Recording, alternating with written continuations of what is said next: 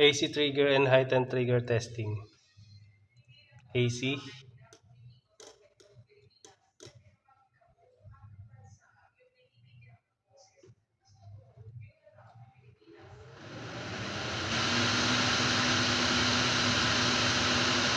Pag nag-high temp, ito, sensor sa high temp. Pag nag-engage,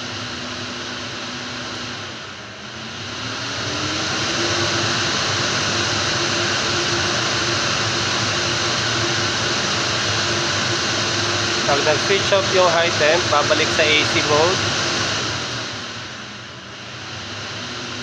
Back to AC mode. Then once na tumitik ulit yung high temperature,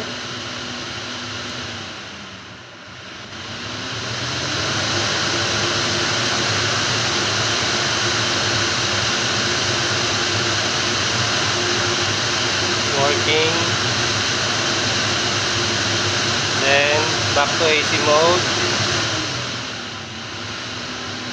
AC mode. 50%. 80 watts.